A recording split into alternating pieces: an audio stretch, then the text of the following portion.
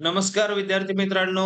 पुरी मास्तर चालू घडामोडी या YouTube चॅनलला सर्वांचं स्वागत आहे. विद्यार्थी मित्रांनो, आज 15 ऑगस्ट म्हणजे स्वातंत्र्य दिन. ह्या स्वातंत्र्य दिनाच्या सर्वांनाच मनापासून खूप खूप शुभेच्छा. विद्यार्थी मित्रांनो, सिंधुदुर्ग शिपाई मुलाखतीस विचारण्यात आलेल्या प्रश्नांचा आढावा आपण या ठिकाणी घेणार आहोत. विद्यार्थी मित्रांनो, जर तुम्ही 4 ऑगस्ट या रोजी नांदेड ह्या ठिकाणी जर मॉक इंटरव्ह्यूला आलेले असाल, तर आपण घेतलेल्या मॉक इंटरव्ह्यूच्या माध्यमातून ज्या पद्धतीचे प्रश्न तयार केलेले होते, अगदी त्याच प्रकारचे प्रश्न मुलाखतीस विचारल्या जात आहेत आणि ही आपल्यासाठी आनंदाची गोष्ट आहे. आणि जे विद्यार्थी इथे मॉक इंटरव्ह्यूसाठी आलेले होते, ते सर्वच विद्यार्थी आता आनंदी आहेत आणि कॉन्फिडंट आहेत. कारण का? कारण त्यांना एक अंदाज आलेला आहे, की आपण कोणत्या पद्धतीच्या प्रश्नांना कशा पद्धतीनं टॅकल करू शकतो ते. ओके. काही स्पेशल ॲक्टिव्हिटी त्यांनी देखील केलेल्या होत्या आपल्या इथे. कारण आम्ही त्यांच्याकडून तशा प्रकारच्या ॲक्टिव्हिटी करून घेतलेल्या पण होत्या. सो अशा पद्धतीचा एक अनुभव त्या विद्यार्थ्यांकडे आता उरलेला आहे आणि त्या अनुभवाच्या बेसिसवर म्हणजेच त्याच बेसिसवर त्यांचा कॉन्फिडन्स पण हाय होण्याची शक्यता चांगली आहे आणि त्या कॉन्फिडन्समुळे हे विद्यार्थी आता चांगले बोलतील. बिकॉज बघा, याचं कारण एकच आहे. कारण ह्या विद्यार्थ्यांना प्रश्न कसे विचारतील याचा एक अंदाज लागलेला आहे आणि ह्याच अंदाजामुळे पोरं तशा प्रकारच्या प्रश्नांना तयार आहे आणि तशा प्रकारच्या प्रश्नांना जर आपले विद्यार्थी तयार असतील, तर मग कसेही त्यांनी जर प्रश्न विचारले, तर आपले विद्यार्थी एकदम आनंदामध्ये बाहेर येतील, अशी एक प्रकारची काय तर अपेक्षा आहे. सो आपण स्टार्ट करूयात बघा. तुम्ही ज्यावेळेस मॉक इंटरव्ह्यूच्या वेळेस जशा प्रकारे एंट्रन्स करत होता, त्यावेळेस आम्ही तुम्हाला सांगितलेलं होतं, की आल्यानंतर जेवढे पॅनलमध्ये मेंबर्स असतील, त्या पॅनल मेंबर्सला गुड विशेस म्हणजे ग्रीटिंग देणं गरजेचं आहे आणि सर्वांनाच देणं गरजेचं आहे का? त्यावेळेस पण आम्ही सांगितलं, की येस. कारण कोणी नाराज होऊ नये आणि प्रत्येकाला विश करणं ही एक चांगली गोष्ट आहे आणि त्याच्यातून आपला चांगला फीडबॅक पण आपल्याला भेटू शकते. हे कारण पण तुम्हाला आम्ही सांगितलेलं होतं. ओके. त्या बेसिसवर आपलं हे सगळं काही चालू आहे फ्रेंड्स. ओके. आणि तुम्हाला आम्ही पहिलाच प्रश्न विचारण्यात आलेला होता आमच्या मार्फत, की तुमचं नाव सांगा आणि नाव सांगितल्यानंतर आम्ही सांगितलेलं होतं, की तुम्हाला जे काही नाव सांगायचं आहे तुमचं, हे मोठ्या आवाजामध्ये आमच्यापर्यंत व्यवस्थित नीट ऐकायला आलं पाहिजे. ह्या फॉर्मॅटमध्ये तुम्हाला नाव सांगायचं आहे. ओके. त्यानंतर तुमच्या नावाचा अर्थ काय होतो? अशा पद्धतीचा देखील प्रश्न विचारण्यात आमच्याकडून आलेला होता. त्यासोबत तुमच्या कुटुंबामध्ये कोण-कोण सदस्य आहेत? तुमचे वडील काय करतात? आई काय करते? किंवा भाऊ-बहीण काय करतात? म्हणजेच थोडक्यात सांगायचं झालं कुटुंबाबद्दलची माहिती ही कशा प्रकारची आहे? त्या पद्धतीचे प्रश्न आपल्याला त्या ठिकाणी दिसत आहेत. ओके. पुढे जर पाहिलं तर त्याने एक स्पेशल ॲक्टिव्हिटी सारखा एक क्वेशन डेव्हलप केलेला होता. तो डेव्हलप केलेला क्वेशन अशा पद्धतीचा होता, की फ्रेंड्स त्यांनी म्हटलेले होते, की आणि त्या आपल्या विद्यार्थ्याच्या पॅनलमध्ये 3 जज होते आणि त्या 3 जजनं त्यांच्यापैकी एकाने त्यांना प्रश्न विचारला, की तुम्हाला जर आमच्यासाठी 3 कप चहा आणायचा असेल, तर तुम्ही किती कप घेऊन येसाल? अशा पद्धतीचा एक सिंपल क्वेशन विचारला. फक्त त्यांना चेक करायचं होतं, की मुलाकडून ह्या प्रश्नाचं उत्तर कशा पद्धतीने येईल. सिंपल लॉजिक आहे. 3 व्यक्ती आहेत म्हणजे 3 कप चहा आपण घेऊन जाणार आहोत. हे एक सिंपल लॉजिक आहे आणि या प्रश्नाचं उत्तर 3 कप चहा आणणार अशा पद्धतीचं असणं अपेक्षित होतं आणि आपल्या विद्यार्थ्यांना तशा पद्धतीचं उत्तर दिलेलं असणार आहे. सो एक सिंपल प्रश्न होता. फक्त त्यांना जज करायचं होतं, की विद्यार्थी या ठिकाणी चालतो का? म्हणजे थोडक्यात सांगायचं झालं, की विद्यार्थी कन्फ्यूज होऊ शकतो का? हेच त्यांना फक्त चेक करायचं होतं. बाकी यामागे कुठलाही उद्देश नव्हता. Okay friends. त्यानंतरचा प्रश्न होता बघा त्यांचा, की तुम्हाला एम-एस-सी-आय-टी बद्दलची कुठली इन्फॉर्मेशन आहे का? कारण यांनी मेन्शन केलेलं होतं, की यांची एम-एस-सी-आय-टी झालेली आहे. जर एम-एस-सी-आय-टी झालेली असेल, तर एम-एस-सी-आय-टीमध्ये कॉम्प्युटरच्या बाबतीमध्ये तुम्हाला बऱ्याचशा मुलाखतीमध्ये क्वेशन विचारताना आपल्याला दिसत आहेत. मग त्यामध्ये तुम्ही कॉम्प्युटर ऑन कसं कराल? त्याच्यानंतर कॉम्प्युटर ऑफ कसं कराल? किंवा त्या कॉम्प्युटरच्या बाबतीमध्ये जे काही शॉर्ट कीज आहेत, जसं की कॉपी करण्यासाठी असतील किंवा आपल्याला सिलेक्ट ऑल करायचं असेल, तर ह्या बाबतीमध्ये तुम्ही कशा पद्धतीचे क्वेशन त्या ठिकाणी म्हणजे त्यांनी जर आपल्याला दिलेले असतील किंवा विचारलेले असतील, तर तुम्ही कशा पद्धतीनं त्या प्रश्नांची उत्तरं देऊ शकता, एवढंच त्यांना फक्त तिथे बघायचं आहे. मी सांगत आहे तुम्हाला, की तुमचं नॉलेज आता ते चेक करणार नाहीये. तुमचा कॉन्फिडन्स लेव्हल चेक करणार आहे आणि तुम्ही तिथे किती प्रामाणिकपणे बोलताय, या 2 गोष्टीवर त्यांचं मॅक्सिमम फोकस असणार आहे. हे तुम्ही मात्र डोक्यामध्ये फिट करून ठेवायचं आहे. कारण तुमची जी परीक्षा आहे लेखीची, ती लेखीची परीक्षा तुमच्याकडून त्यांनी पाहिलेली आहे आणि तुम्ही त्यासाठी एलिजिबल पण झालेले आहात. त्याच्यानंतर स्वच्छतासाठी पण एलिजिबल झालेले आहात. ओके. सो तुम्हाला तिथे तयार राहायचं आहे. ओके. आणि आपण ज्या वेळेस चालू घडामोडीचे आपले लेक्चर झालेले आहेत किंवा आपण तशा पद्धतीनं लेक्चर कंडक्ट केलेले आहेत. त्यावेळेस आपण क्रिकेटच्या बाबतीमध्ये बरेचसे क्वेशन आपण डेव्हलप केलेले होते. तर तशा पद्धतीचा हा क्वेशन इथं आलेला आहे आणि आपण तशा प्रकारचे प्रश्न पण विचारलेले आहेत, की वर्ल्ड कप कधी जिंकला?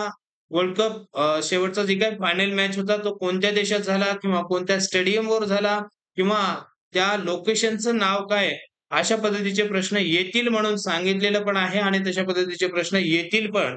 त्याच्यानंतर नवीन बदललेल्या कायद्यांवर पण प्रश्न येत आहेत आणि ते पण तुम्हाला लक्षात ठेवायचं 1 जुलै 2024 रोजी सुरू झालेल्या कायद्यांच्या बदलची माहिती पण या ठिकाणी विचारल्या जात आहे.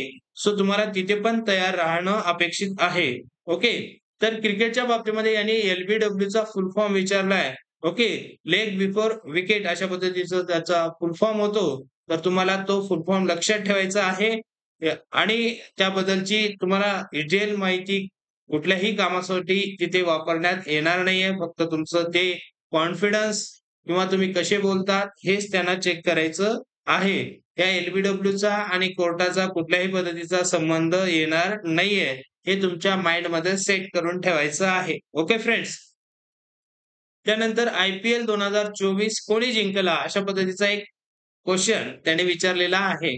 कारण क्रिकेट प्रेमी हे भारतामध्ये जास्त आहेत. कारण क्रिकेट हे भारताचा लोकप्रिय खेळ आहे. त्यामुळे क्रिकेटवर मॅक्सिमम प्रश्न विचारले जाऊ शकतात. आणि त्यानंतर मी आता माझ्या लास्टच्या व्हिडिओमध्ये सांगितलेलं आहे, की मुलाखतीस जात असताना तुम्ही कोणत्या प्रश्नांना सामोरे गेले पाहिजे. त्यामध्ये मग मी तुम्हाला सांगितलेलं होतं, की नुकत्याच झालेल्या पॅरिस ऑलिम्पिकमध्ये भारताने एकूण किती पदकं जिंकलेत किंवा ऑलिम्पिक कुठे झाली किंवा भारताचा जो रेशिओ आहे प्राइझ जिंकण्याचा, तो का कमी आहे? 140 कोटी जनता आपल्या सोबत आहे. तरी पण आपले मेडल हे 5च आहेत. का बरं? ह्याच्यामागे काय उद्देश असतात? हे पण मी त्या व्हिडिओमध्ये सांगितलेले आहेत. सो तुम्ही तो लास्ट टाईमचा व्हिडिओ बघून घेसाल, त्याच्यातून तुम्हाला जास्तीत जास्त आउटपुट मात्र मिळणार आहे. Okay friends. तर आय-पी-एल 2024 हे के-के-आर म्हणजे कोलकाता नाईट रायडर्सनं जिंकलेलं आहे आणि त्याच्यावर त्यांनी प्रश्न विचारलेला होता, की लगेचच त्याला रिपीट झालेला क्वेशन म्हणजे कोणता? तर के-के-आरचे ओनर कोण? तर के-के-आरचे ओनर आपल्या स्टुडंटनं सांगितलेलं होतं शाहरुख खान. तर शाहरुख खान सोबत ह्या के-के-आरचे ओनर म्हणून दुसरे पण आहेत जुही चावला. मग हे 2 ओनर त्या टीमचे आहेत. सो या 2 ओनरचे नाव तुम्हाला सांगता येणं अपेक्षित आहे. अशा पद्धतीचे प्रश्न आहेत. जर मुंबईचा जर विचार केला, रोहित शर्मा आणि जर सी-एस-केचा विचार केला तर एम-एस धोनी. यांच्या बाबतीमध्ये जर विचार केला, आता टीमचे ओनर कोण आहेत? एम-आयचे आणि सी-एस-केचे सर्वांनाच माहिती आहेत. पण आता हे दोन्ही एम-एस धोनी आणि रोहित शर्मा दोघेही कॅप्टन नाहीत, हे पण लक्षात ठेवा. हे पण प्रश्न विचारले जाऊ शकतात, की एम-आयचे सध्याचे कॅप्टन कोण आहेत? किंवा सी-एस-केचे 2 सध्याचे कॅप्टन कोण आहेत? कारण की सध्याला आपल्याला वाटते सी-एस-केचे कॅप्टन एम-एस धोनीच आहेत. त्याच्यामुळे ते बदल झालेले एकदा बघून घेसाल. ओके. आणि ते कॅप्टन नवीन कोण झालेत? हे सर्वांनाच माहिती आहे. तशाच पद्धतीनं टी-20 इंडियाचं वर्ल्ड कप सॉरी इंडियाचे कॅप्टन म्हणून सध्याला सूर्यकुमार यादव हे झालेले आहेत. तर हार्दिक पांड्या नाही आहेत. हे तुम्हाला माइंडमध्ये सेट करून ठेवायचं आहे. ओके. त्यानंतर हायकोर्टचे चीफ जस्टिस कोण आहेत? म्हणजे मुंबई हायकोर्टचे चीफ जस्टिस कोण आहेत? अशा पद्धतीचाही प्रश्न त्या ठिकाणी त्यांना विचारण्यात आलेला होता. आणि आपल्या मॉक इंटरव्ह्यूला जे विद्यार्थी आलेले होते, त्या सर्वच विद्यार्थ्यांना त्यांनी ज्या ठिकाणचा फॉर्म भरलेला होता, त्या ठिकाणी ज्या जिल्ह्याचे फॉर्म होते, त्या जिल्ह्याचे जस्टिस म्हणजे मुख्य न्यायाधीश कोण आहेत? त्यानंतर आपल्या हायकोर्टाचे मुख्य न्यायाधीश कोण आहेत? त्याच्यानंतर सर्वोच्च न्यायालयाचे मुख्य न्यायाधीश कोण आहेत? हे तिन्ही प्रश्न कितीही विद्यार्थ्यांना वेळ लागला तरी आम्ही त्यांना मात्र हा प्रश्न विचारल्याशिवाय आम्ही राहायचो नाही. किंवा ह्या हायकोर्टाच्या बाबतीमध्ये किंवा सुप्रीम कोर्टाच्या बाबतीमध्ये जे आर्टिकल आहेत किंवा बदललेल्या कायद्यांच्या बाबतीमध्ये, बदललेल्या कायद्यांच्या नावांच्या बाबतीमध्ये आम्ही प्रत्येक विद्यार्थ्याला प्रश्न विचारलेले होते आणि तेच प्रश्न आता आपल्याला पुढे येत असताना दिसत आहेत. उदाहरणार्थ बघा, सिंधुदुर्ग जिल्ह्याचे डिस्ट्रिक्ट जज कोण आहेत? हे पण प्रश्न त्याने रिपीट केलाय. म्हणजे आता ते प्रश्न येत होते याचा अंदाज आम्हाला कुठेतरी होता, म्हणून आम्ही तशा प्रकारचे प्रश्न घेतलेले होते. Okay friends.